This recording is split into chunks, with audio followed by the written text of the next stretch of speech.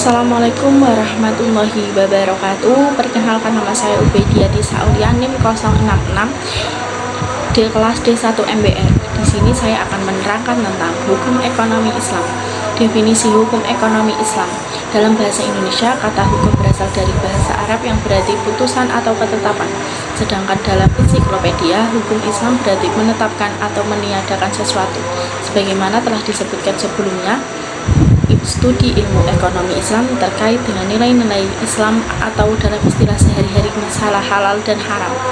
Ini menunjukkan bahwa ada hubungan erat antara hukum, ekonomi, dan syariah.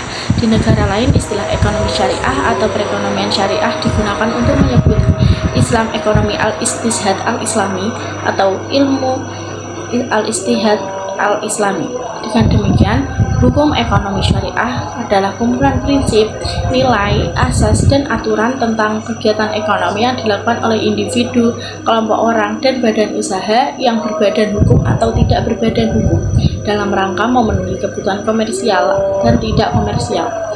Prinsip-prinsip dasar hukum Islam. Secara umum, prinsip-prinsip yang membentuk hukum ekonomi Islam adalah sebagai berikut.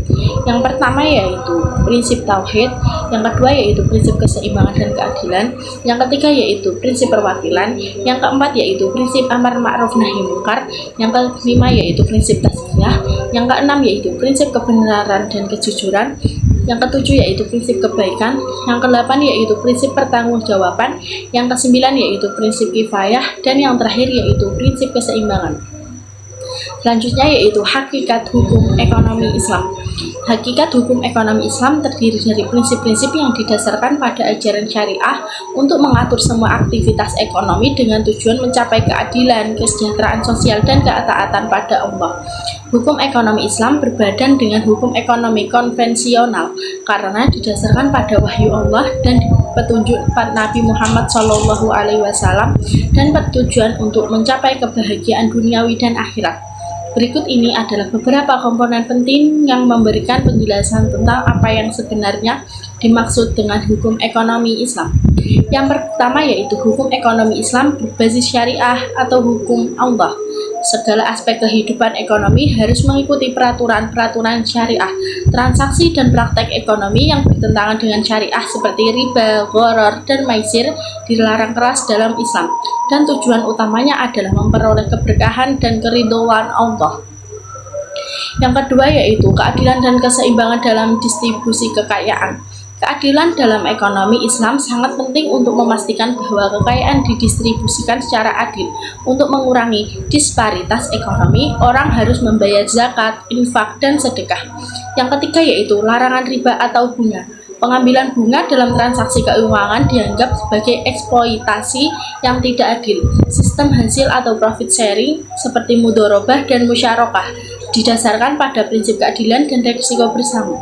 Yang keempat yaitu etika dan moralitas dalam bisnis. Islam mengajarkan bahwa bisnis harus dilakukan dengan penuh integritas dan moralitas. Dilarang penipuan, penimbunan barang, dan eksploitasi agar tidak merugikan pihak manapun. Transaksi harus dilakukan secara adil, jujur, dan transparan. Yang kelima yaitu kesejahteraan sosial atau maslahah. Menciptakan kesejahteraan bagi seluruh masyarakat merupakan tujuan utama ekonomi Islam. Setiap kebijakan ekonomi harus berfokus pada kemaslahatan umum daripada mengutamakan individu atau kelompok tertentu. Ekonomi Islam menekankan pentingnya mengurangi ketidaksetaraan dan ketidakadilan. Yang keenam yaitu larangan gharar dan maisir atau spekulasi dan judi. Islam melarang transaksi yang mengandung ketidakpastian atau spekulasi berlebihan seperti perjudian. Untuk menghindari ketidakadilan dan penipuan, semua transaksi harus jelas dan terbuka. Yang terakhir yaitu pembangunan ekonomi berbasis keadilan. Tujuan ekonomi Islam adalah untuk mengimbangi hak setiap orang dan kemakmuran masyarakat. Ekonomi yang berkembang harus didukung oleh distribusi yang adil dan tanggung jawab sosial. Ini termasuk memastikan hak-hak konsumen, produsen, dan pekerja yang terpenuhi dengan adil. Oleh karena itu, hukum ekonomi Islam didasarkan pada aturan dan nilai-nilai syariah yang bertujuan untuk menciptakan tatanan ekonomi yang adil, seimbang, dan beretika dengan fokus pada keuntungan duniawi dan kesejahteraan spiritual. Yang ketiga yaitu sumber hukum ekonomi Islam. Sumber hukum ekonomi Islam yang pertama yaitu Al-Quran. Kitab suci Al-Quran adalah sumber hukum Islam yang abadi dan asli. Al-Quran adalah amanat sesungguhnya yang diberikan Allah kepada manusia melalui perantara Nabi Muhammad SAW untuk membimbing mereka. Amanat ini universal, abadi, dan fundamental, dan membacanya merupakan ibadah. Sebagaimana firman Allah surat An-Nisa ayat 80 yang menerangkan bahwa sebagai sumber utama dari sebuah hukum Islam, Al-Quran memberikan penjelasan lengkap tentang hukum-hukum syara, dan sebagai sumber dari penjelasan-penjelasan as-sunnah, ia telah menjelaskan dasar-dasar hukum seperti memerintahkan orang untuk memenuhi janji atau perjanjian dan menegaskan bahwa jual beli dan riba haram. Yang kedua yaitu as-sunnah atau hadis. As-sunnah juga disebut dengan hadis, berarti segala sesuatu yang disandarkan kepada Nabi Muhammad SAW, baik dalam ucapan, perbuatan maupun tahrirnya. Perbedaan antara keduanya sangat kecil. As-sunnah berarti segala sesuatu yang didasarkan kepada Nabi Muhammad SAW saja. Sedangkan al-hadis berarti segala sesuatu yang disadarkan kepada para sahabat Nabi Muhammad SAW. Sebagai firman Allah surat An-Nisa ayat 59 yang menjelaskan 3 hal yang menentukan posisi as-sunnah dibanding dengan Al-Quran, yaitu yang pertama, as-sunnah berfungsi untuk menjelaskan dan merinci ayat-ayat yang masih mubham atau belum jelas. Yang kedua yaitu as-sunnah menambah kewajiban syara yang dasar-dasarnya telah ditetapkan dalam Al-Quran. Seperti as-sunnah datang dengan membawa hukum tambahan yang menyempurnakan ketentuan dasar tersebut. Rukun ijma adalah adanya kesepakatan para mujtahid kaum muslimin pada satu waktu atas hukum syara atau kesepakatan. Ini dapat dibagi menjadi 4 kategori. Yang pertama yaitu jika seorang mujtahid hanya ada satu pada satu waktu, ijma yang dikeluarkan tidak cukup.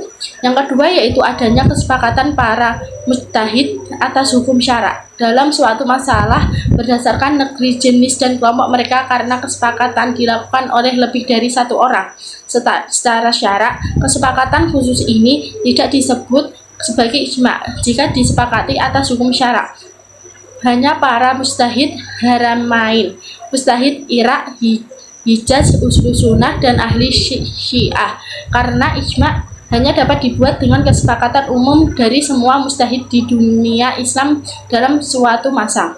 Yang ketiga yaitu setiap pendapat harus dimulai dengan pendapat yang jelas, baik dengan kata-kata, fatwa, atau tindakan, sebelum mereka mencapai kesepakatan. Yang keempat yaitu kesepakatan itu didasarkan pada hukum kepada semua para mujtahid. Jika kesepakatan tersebut besar mereka setujui, maka persepakatan yang banyak tidak dibatalkan secara ijma. Bahkan jika perbedaan sedikit, kesepakatan yang lebih banyak jika menjadikan kesepakatan itu sebagai hujjah syar'i yang pasti dan mengikat. Yang keempat yaitu kias atau analogi.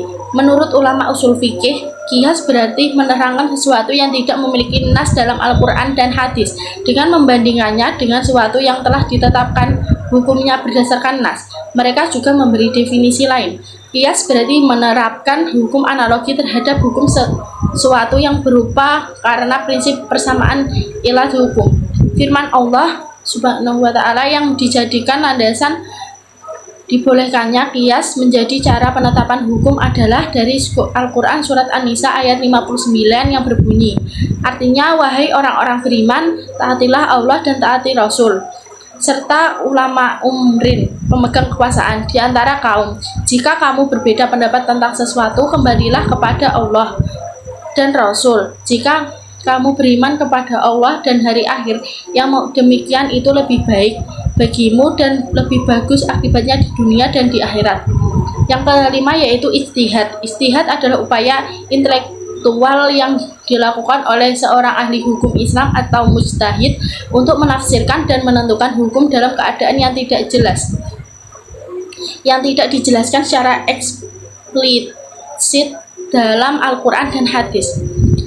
Dalam proses ini, analisis dan penalaran yang mendalam digunakan untuk menyelesaikan masalah baru dan untuk menjamin bahwa prinsip syariah tetap diterapkan dalam konteks yang relevan dan berubah-ubah. Untuk menjaga hukum Islam relevan di era kontemporer, ijtihad memainkan peran penting. Ini karena memungkinkan perubahan baru seperti produk keuangan syariah, vintage, dan cryptocurrency disesuaikan dengan hukum ekonomi Islam kontemporer.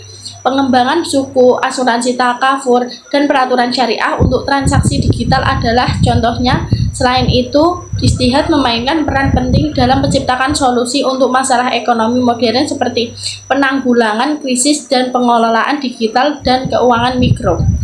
Yang keempat yaitu tantangan dan penetapan sumber hukum ekonomi Islam di era kontemporer. Berikut ini adalah beberapa masalah atau tantangan yang dihadapi oleh hukum ekonomi Islam di negara-negara yang beragama Muslim. Yang pertama yaitu kurangnya pemahaman dan pendidikan. Banyak masyarakat dan pelaku ekonomi tidak memahami prinsip ekonomi Islam, yang menyebabkan penerapannya menjadi tidak efektif. Yang kedua yaitu regulasi dan standar. Regulasi dan standar yang berbeda di antara negara menghambat integrasi barang dan jasa keuangan syariah. Yang ketiga yaitu keterbatasan infrastruktur. Infrastruktur keuangan di banyak negara Muslim tidak cukup untuk mendukung pertumbuhan keuangan syariah. Yang keempat yaitu persaingan dengan sistem konvensional. Lembaga syariah kesulitan bersaing dengan keuangan konvensional yang seringkali lebih mudah diakses dan dipahami. Yang kelima yaitu krisis ekonomi dan stabilitas. Situasi ekonomi global yang tidak stabil dapat berdampak pada praktik ekonomi Islam seperti likuiditas dan manajemen risiko. Yang terakhir yaitu isu keberlanjutan. Implementasi prinsip keberlanjutan yang sesuai dengan syariah dalam investasi dan proyek ekonomi menghambat tantangan. Yang selanjutnya yaitu penerapan hukum ekonomi Islam. Berikut adalah beberapa aspek penting dari penerapan ekonomi syariah di negara mayoritas Muslim. Yang pertama yaitu dukungan hukum dan regulasi. Negara mayoritas Muslim umumnya memiliki undang-undang yang mendukung implementasi ekonomi syariah. Misalnya berkembang pesat di negara-negara seperti Arab Saudi, Indonesia, Malaysia, dan Pakistan yang memiliki regulasi khusus untuk institusi keuangan syariah. Yang kedua yaitu sistem perbankan dan keuangan syariah. Negara mayoritas Muslim seperti Malaysia telah menjadi pimpinan global dalam keuangan syariah. Malaysia mengembangkan berbagai produk keuangan syariah seperti termasuk suku atau obligasi syariah, perbankan syariah, asuransi syariah atau takaful, dan investasi berbasis syariah. Dukungan pemerintah dan infrastruktur yang kuat membuat ekonomi syariah menjadi bagian integral dari ekonomi nasional. Yang ketiga yaitu pembangunan infrastruktur. Di banyak negara mayoritas Muslim, banyak pembangunan infrastruktur besar-besaran dibiayai oleh suku atau sumber dana syariah lainnya. Arab Saudi misalnya menggunakan suku untuk mendanai proyek-proyek besar seperti pembangunan kota dan fasilitas umum. Yang keempat yaitu pengelolaan zakat dan wakaf. Di negara-negara mayoritas Muslim yang menekankan pada pengelolaan zakat dan wakaf untuk mendukung kesejahteraan dan pembangunan ekonomi. Di negara seperti Indonesia, zakat dikelola oleh badan pemerintah maupun swasta untuk didistribusikan kepada masyarakat yang membutuhkan. Sementara wakaf digunakan untuk membangun infrastruktur, rumah sakit, dan fasilitas umumnya. Yang kelima yaitu kolaborasi pemerintah dan sektor swasta. Penerapan ekonomi syariah di negara mayoritas Muslim juga sering didukung oleh kolaborasi para pemerintah dan swasta. Banyak negara mayoritas Muslim memiliki program pemerintah yang mendorong swasta untuk mengikuti prinsip syariah dalam operasional bisnis mereka. Misalnya dengan memastikan produk-produk keuangan syariah tersedia dan mudah diakses oleh masyarakat. Yang terakhir yaitu contoh negara mayoritas Muslim yang memiliki peran penting dalam ekonomi. Seperti Malaysia, negara ini diakui sebagai pusat keuangan syariah dunia. Yang kedua yaitu Indonesia sebagai negara dengan populasi Muslim terbesar di dunia. Indonesia telah mengintegrasikan ekonomi syariah melalui perbankan syariah, pengelolaan zakat, dan regulasi yang mendukung investasi syariah. Yang ketiga yaitu Arab Saudi. Negara ini menerapkan ekonomi syariah secara luas terutama dalam hal perbankan dan pembiayaan infrastruktur, serta menjadi tuan rumah bagi salah satu zakat dan wakaf terbesar di dunia. Secara keseluruhan, penetapan ekonomi syariah di negara mayoritas Muslim lebih luas dan terstruktur, didukung oleh regulasi dan yang jelas partisipasi pemerintah serta dukungan dari keuangan dan lembaga Islam.